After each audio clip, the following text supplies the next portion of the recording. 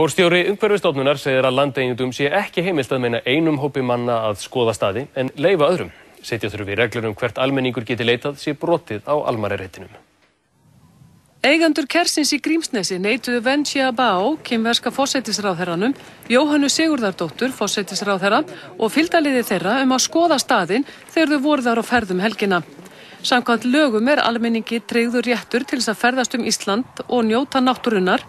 Landeigendum þó heimilt að takmarka umferð lönd sín.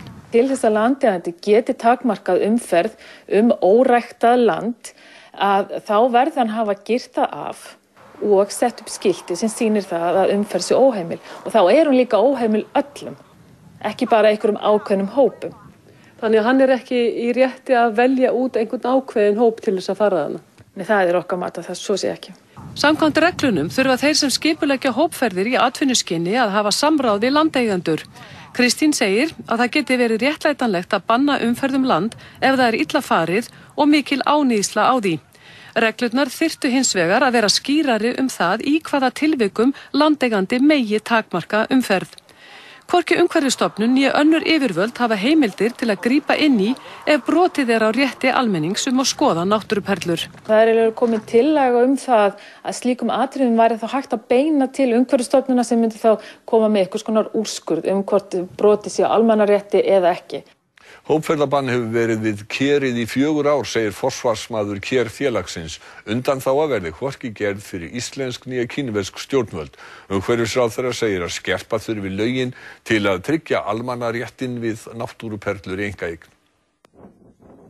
Eigendur Kersins í Grímsnesi bönnuðu Wen Jiabao, forsætisráðherra Kína, Jóhönnu Sigurðardóttur, forsætisráðherra og fylgdarliði þeirra að skoða staðinn þegar þau voru á ferðar helgina. Hópferðabann hefur verið í gildi við Kerið í 4 ár. Og það bann var stjórnvöldum afar vel kunnugt því að þeim hafi verið tilkynnt sérstaklega það. Óskar segir að bannið eigi líka við forsætisráðherra sem hafi verið á ferð með stórum hópi gesta. Við tökum hvorki íslensk stjórnvöld né kínversk stjórnvöld fram yfir aðra í þeim efnum, hópferðirnar bannaður. Ég get hins vegar alveg viðurkennt það að mér var þessi ákvörðun ekkit óskaplega erfitt vegna þess hvaða stjórnvöld átt í hlut. Þau ekki neinu uppáhaldi hjá mér minnsta kosti.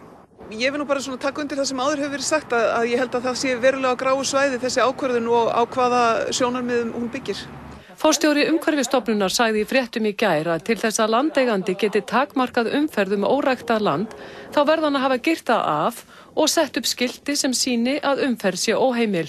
Engar merkingar af því tagi við Kerið. Í upphafi þá voru settir niður mjög myndarlegir stólpar þarna, steipustólpar með skiltum sem tilgreindu þetta allt saman. Það kostaði þetta sitt. Þeir sem þarna komu einhverjir tóku upp á því að henda þeim út í móa. Réttur fólks samkvæmt lögum til að skoða náttúruperlur sem í einkaeign nokkuð sterkur. Lögin leyfa þó að sá réttur sé takmarkaður ef svæðið í hættu.